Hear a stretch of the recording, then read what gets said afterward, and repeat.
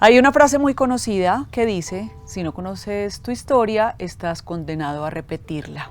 Ojo, que el tema de hoy nos va a interesar a todos. Hablamos de lealtades, de familia, de pertenecer al clan, de dar y recibir. Hablamos de nuestra ascendencia, que tendemos a repetir a veces los mismos comportamientos, sorpresivamente las mismas enfermedades, las mismas situaciones. ¿Qué es lo que pasa? Y lo más importante, lo que vamos a plantear en este programa es cómo limpiar, cómo sanar esos vínculos que de alguna manera no me han permitido hacer lo que quiero hacer en mi vida, desarrollarme en cierto aspecto, en determinada área. Hoy está con nosotros esta mujer hermosísima, Mari Cardona, y hablaremos de nuestra familia, de nuestros ancestros y el por qué a veces repetimos la historia. Mari, mis ojos brillan al verte. ¿Cómo estás? Tan linda, mil gracias. Yo muy bien, gracias a Dios. Eso me alegra muchísimo. Muchas gracias. Y ese tema sí que te ha apasionado últimamente y nos dejaste antojados la última vez que le prometimos a nuestra gente que íbamos a hacer una segunda parte. Primero, ¿es cierta esta frase, si no conocemos nuestra historia, estamos condenados a repetirla? Sí, hasta que aprendamos. Hasta que aprendamos. Los seres humanos nos movemos en algo que se llaman sistemas. Uno elige un sistema familiar y lo elige por algo, porque vamos a sanar en familia. Y esa es la idea, pero si nosotros no somos conscientes de eso, pues obviamente viene una historia, no la sanamos, no la arreglamos y vuelve y se repite, vuelve y se repite. Nosotros decimos que hay tres fases en la vida, tres periodos en la vida de la gente de la que hay que tener conciencia de esto y es: uno debe conocer la historia de sus antepasados. Tristemente esto no ocurre. Tristemente nunca nos enseñaron esto, nos hablaron de historia patria, pero nunca nos dijeron la importancia de esa historia patria. Y hay una parte donde se arma un trauma, por ejemplo, pongo un ejemplo concretico, una violación, ¿ya? Un abuso, que se da en mis abuelos o mis bisabuelos. Hay tres generaciones que vienen después, eso se llama lo indecible, entonces yo no lo digo, me quedo callado, ¿ya? Nadie habla de eso porque de eso no se habla, y viene la segunda generación, ¿ya? Entonces, en la segunda generación, el secreto tiene que salir, y obviamente no sale, ¿ya? Porque es lo impensable, uno nunca sabe que eso no puede ocurrir. Entonces, vuelve y se repite la historia. ¿Para qué? Para que salga a la luz y no sale. Entonces vuelve y se repite la historia. Cuando hay una historia de abusos, por ejemplo, hay una absoluta certeza, escúcheme esto, certeza de que en generaciones anteriores se dieron las historias de abuso. Es como, voy a decir algo durísimo, Mari, pero tú me lo corregirás, es como si el hijo o el nieto estuviera pagando ese... Sí. ¿Comportamiento de otro? No es que lo pague, él viene a reparar. La palabra es diferente, él viene a sanar esa historia. Suena más bonito. Sí, claro, viene a repararlo, no a pagarlo. Entonces, ¿qué necesitan? Que se haga público, que se vea, que se diga. Y cuando se dice, ya se sanó.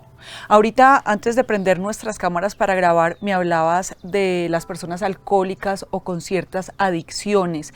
¿Qué es lo que pasa en el clan familiar? Claro, eso viene de atrás, eso no es lo mismo que, por ejemplo, la tristeza, la depresión, todo ese tipo de cosas. Hay personas que dicen, yo no entiendo, yo vivo triste, pero no sé por qué, yo no tengo. Entonces, ¿qué es importante? Revisar qué pasó antes.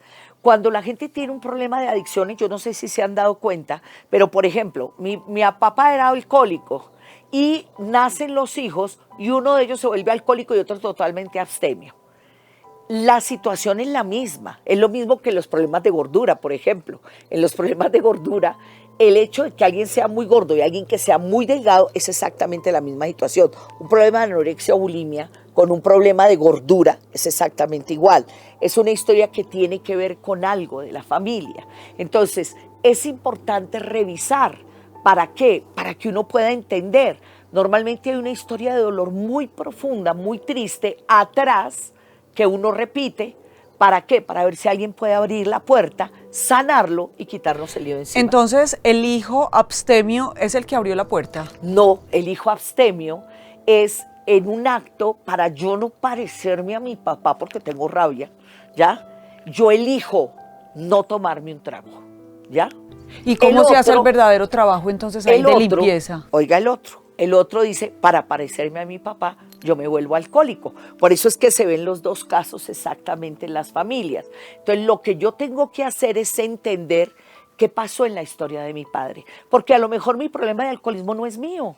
Es un dolor que hay en mi padre. La gente que tiene problemas de drogadicción, problemas de alcoholismo, problemas de estas adicciones que a veces no se entienden, normalmente tienen que ver con una parte transgeneracional, es decir, es de generaciones anteriores que uno no ha destapado. La gente con problemas de adicciones quiere hacerse daño, se quiere matar. Eso realmente es una historia de esas. Es una historia de evasión para no tener que ver, ¿ya? Eso es lo que hay. Entonces, ¿qué hay que hacer? Abrir el panorama y mirar. Por eso es necesario conocer las historias de familia. Entonces muchas veces el abstemio no es que esté cambiando la historia, sino que está haciendo algo desde la rabia, sí, y por eso está condenado a repetirlo también, claro, la descendencia de esa persona. Posiblemente. Entonces ese es el riesgo. Entonces él dice, pero si yo fui abstemio toda la vida, ¿cómo es posible que yo tenga un hijo que se dedique a beber como mi abuelo, como mi bisabuelo? Claro, porque hay una historia no sanada. Por eso es que hay que conocer las historias de familia. Por eso es importante esa parte donde nos sentamos y hablemos con nuestra familia, averigüemos el chisme. No nos gusta, yo quiero que entiendan algo, y es mucho más fácil poner una curita, una bendita. Y hacerse el loco. Y cuando en un niño, si se cortó, usted le pone la bendita, el niño se le quitó, ya no existe. Pero es mentira, debajo de la curita está la herida. En esto es exactamente igual. Hay heridas que están abiertas, incluso podridas, ¿ya? Pero uno le pone la bendita para que no duela. Entonces, yo, por ejemplo, en terapia, cuando hablo con la gente me dice, no, es que mi mamá no le gusta hablar. Y para producirle dolor mejor, yo no le digo nada. Entonces, ¿qué estoy haciendo? Manteniendo el dolor, y ese dolor tiene que salir. Es decir, si yo lo dejo ahí, se va a podrir, tiene que salir por algún lado. Entonces, en un acto de amor, óigame esto, del sistema de la familia, uno de los miembros herederos viene y repite la historia para que abran los ojos y tomen conciencia y lo puedan sanar.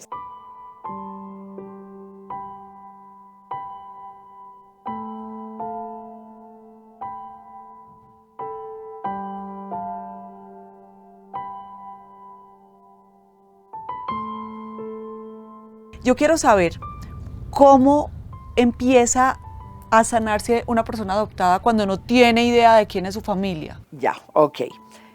Ahí hay una historia bien especial. Recuerden que para cambiar hay 4 pasos. Yo siempre lo repito a la gente. Y así se anclan. El primero, tomar conciencia. Cuando la gente entra en esta historia de revisar la historia de su familia, de mirar qué pasó, de ocurrir esas cosas, se toma conciencia. El segundo se llama comprender. ¿De dónde viene el dolor? ¿De dónde viene mi tristeza? ¿De dónde viene tal cosa? Todo. El tercero se llama disociarse, es decir, decidir si me quedo con esta historia o consigo una nueva.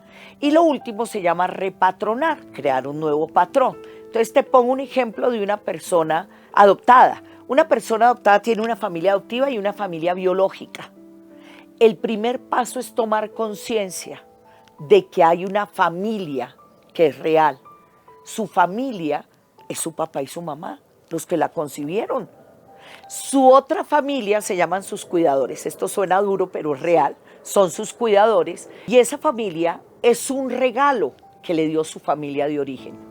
Su familia de origen había podido botarlo, había podido abortarlo, y su familia de origen le dio la oportunidad de vivir. Por eso es que uno tiene que amar y honrar a la familia.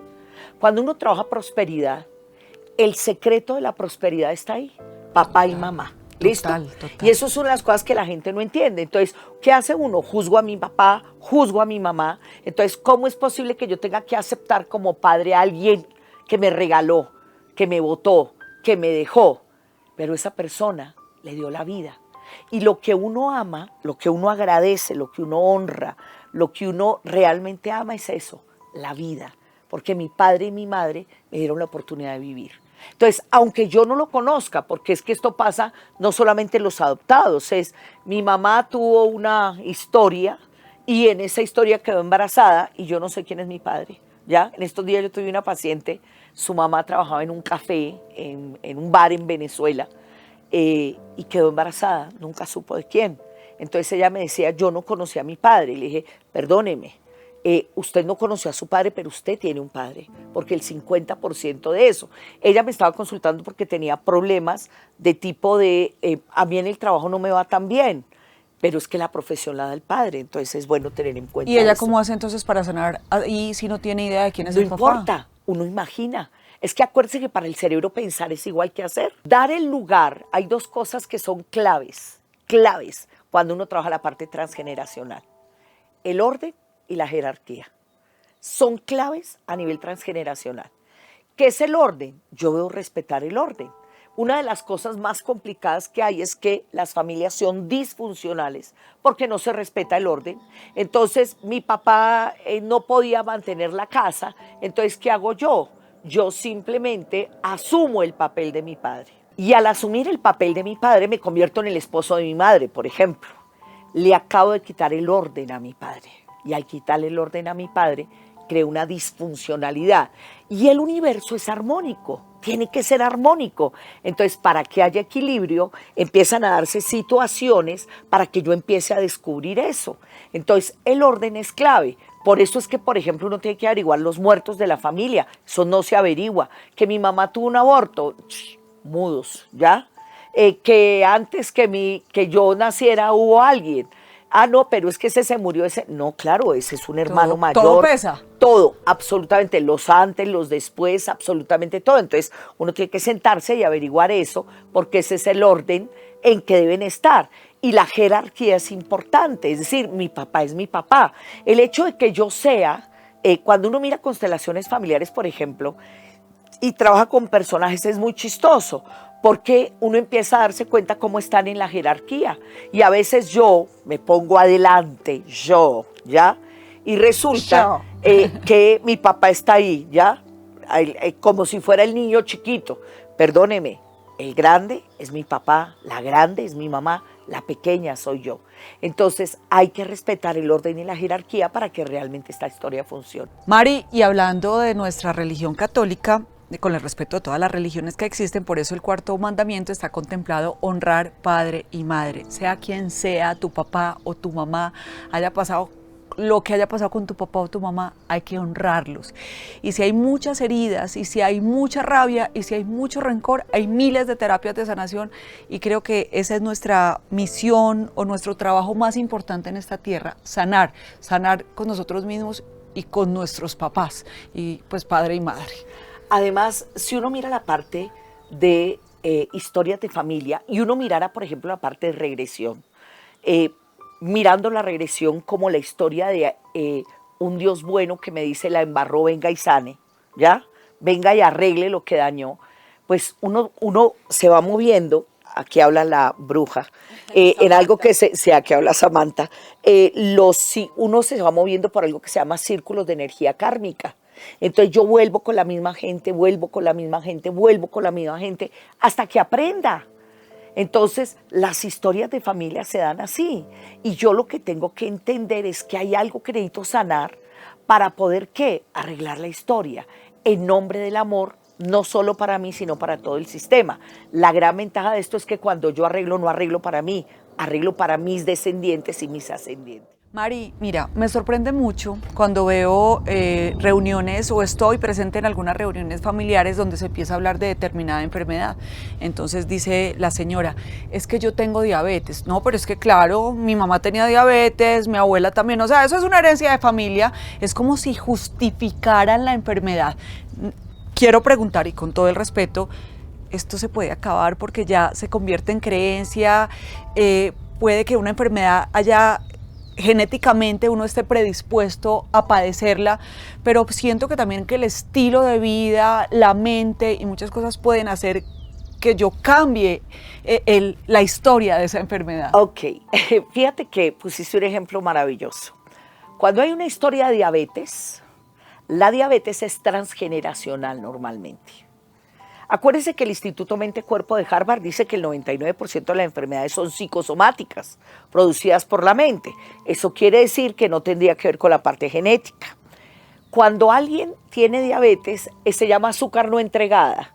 Y normalmente esto tiene que ver con un abuelo o un bisabuelo que no podía entregar el amor, que era demasiado duro, demasiado hosco, demasiado bravo, que no expresaba, que no mostraba sus emociones. Entonces la descendencia adquiere esto para poder entregar el azúcar que no fue entregada. Eso se puede arreglar.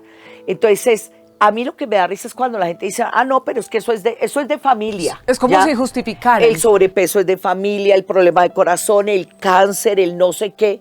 Entonces yo lo justifico. No, yo tengo que entender. Recuerden una cosa, y es cuando uno quita la causa, quita el efecto. Si yo quito la causa, quito el efecto. Mari, y es que de hecho, tú vas a una consulta médica y lo primero que te preguntan es, tías, mamá, papá, ¿ha sufrido de cáncer? Claro. O de diabetes, Claro, o de ataques al corazón. ¿Qué enfermedades ha tenido su familia? Y si nosotros centramos en lo transgeneracional, nos devolviéramos y nos diera la oportunidad de poder entender qué pasó en mi familia a este nivel, pues la historia sería completamente diferente.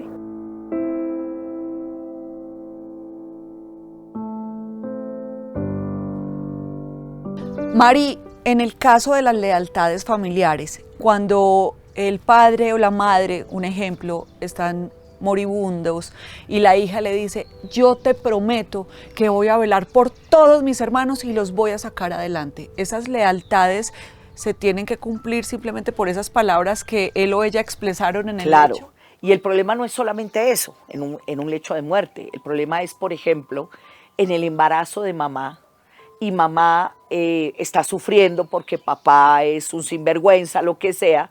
Este niño adentro de la panza de mamá, por eso es que hay que mirar la parte del embarazo también y todo, este niño en la panza de mamá toma una resolución. Los niños toman resoluciones y dicen, mamá, yo voy a cuidar de ti toda la vida, yo voy a protegerte. Con respecto a esta historia de las muertes, yo tengo un amigo muy querido, vive en Cali, y es muy chistoso porque él era el menor de 7 hermanos. Y este hombre, cuando el papá se murió, 16 años, le dijo al papá, papá, yo te prometo que yo voy a cuidar de todos mis hermanos y voy a sacar adelante el negocio. Y este hombre, en un acto de lealtad, eso se llaman amores pendejos, pero son amores amores ciegos. En ese amor ciego, él se quedó y se convirtió en el esposo de la mamá. Entonces, eran 7 hermanos, él era el menor, pero él se quedó viviendo con la mamá, cuidando a la mamá, acompañando a la mamá. Sufría mucho porque no podía tener una pareja, pero es que él no podía tener una pareja porque él ya tenía una pareja que era su mamá, ¿ya? Entonces, las mujeres que llegaban a su vida, esta historia del lugar es muy especial, porque en un acto de amor se dice, yo ocupo el lugar, entonces el otro que llega, la pareja que llega no puede ser pareja. Entonces, ¿qué hace? Tiene que ocupar un lugar. O me convierto en tu amante, o en tu mamá, o en tu hija. Uy. Entonces, las relaciones de este hombre eran así. Hasta que un día nos sentamos y trabajamos llorando la mujer que tenía, porque era una mujer maravillosa, me dijo, yo lo tengo que dejar. Yo me convertí en la mamá de él, entonces yo le ayudo, yo lo mantengo, yo le doy para los hermanos. Ella era una cirujana muy famosa. Y él sigue ahí con su mamá, ¿ya? Cuando la mamá muere, mire lo que es esto de los lugares, cuando la mamá muere, pues él se queda sin pareja. Y esta mujer, que era la que estaba en su vida, se queda, pero ella es su mamá, entonces no puede ser su pareja, entonces él consiguió otra pareja. Entonces ella llorando un día llega y me dice, y le dije yo, pues es totalmente natural. ¿Por qué? Porque tú ocupaste un lugar que no le correspondía, que no te correspondía, él tenía un lugar que no le correspondía, entonces el espacio de pareja está desocupado y tenía que llenarlo. Mari, ¿cómo sabes eso? Por eso hay que estar despierto. Hay un libro que se llama El darse cuenta, y en ese libro de darse cuenta hay pequeños ejemplos para uno aprender a despertar. Entonces lo que yo tengo que hacer es aprender a estar despierto a lo que está ocurriendo. Nosotros no miramos. En el libro de Chopra de Sincrodestino, por ejemplo, Chopra dice hay que estar atento a las oportunidades, hay que estar atento a mirar lo que está diciendo el universo, nosotros no nos damos cuenta. Y entonces seguimos viviendo la historia. Mi trabajo terapéutico muchas veces es escuchar, oír a mi paciente y decirle, mire, ¿usted se ha dado cuenta que tal cosa está ocurriendo? Ay, no me había dado cuenta. Ok, cuando se da cuenta y en ese momento toma conciencia y comprende, lo va a poder cambiar, mientras tanto no. Mientras tanto sigue la historia. Sí, igualita. Repitiéndose. Sí, señor. ¿Por qué elegimos las profesiones que elegimos? A nivel transgeneracional, se supone que las profesiones son actos de lealtad, por eso a veces uno repite profesiones en la familia, para ser leal a mi padre. Entonces, mi papá es abogado, mi abuelo era abogado, yo termino siendo abogado, aunque mi papá no haya sido abogado, porque hay una historia de familia. Pero también a nivel transgeneracional esto es una historia de reparación. Por ejemplo, ¿qué hace un abogado? Un abogado defiende. Si uno se devuelve en la historia de la familia, hay una historia de injusticia que le está buscando sanar. Una persona que trabaja en la cocina, es decir, un chef, un cocinero, alguien que tenga que ver con la parte de alimentos, posiblemente alguien en los antepasados murió de hambre. Y entonces, ¿qué tenía que hacer? Él venir y sanar y dar de comer. Entonces, es bien importante entender que nosotros no elegimos una historia por casualidad. Mi madre estudió hasta segundo bachillerato, no pudo estudiar más. Mi abuela era maestra. De nosotros en nuestra familia, mis hermanos y yo, 5 somos maestros. Yo nunca pensé ser maestra, la verdad es esa, nunca pensé enseñar.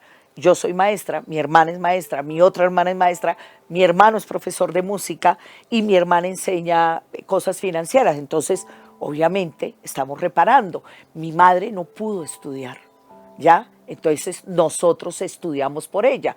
¿Por qué estudio yo tanto? Estoy reparándole a mi madre, estudio por ella.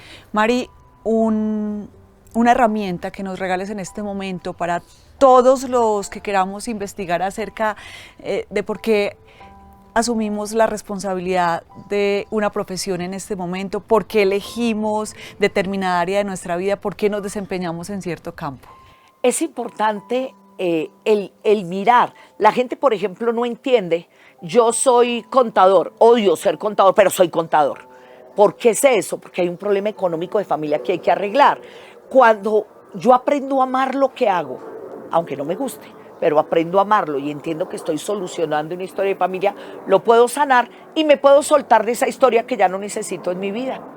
Hay gente que dice, yo fui médico porque pues lo aprendí, pero realmente no me apasiona, no lo siento. Claro, estoy en una historia de reparación, hay que aprender a soltarlo, pero para eso hay que tomar conciencia primero. Wow, a esto hay que darle mucho espacio para hablar de este tema de los ancestros, Sí, de nuestra familia, de las historias y de cómo aprender a sanar de una vez por todas para cambiar la forma de vivir. Mari, muchísimas gracias, hermosa. A ti, Dios te Me bendiga. encanta de verdad porque cada vez aprendo más contigo. Ay, qué linda, muchas gracias. Dios Eres te una bendiga. muy buena maestra. Ay, qué Eso lindo. me consta a mí y le consta a muchísimas personas que están conectadas con nosotros.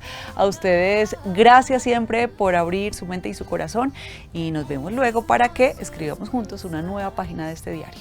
Recuerden que ser feliz es una decisión. Chao.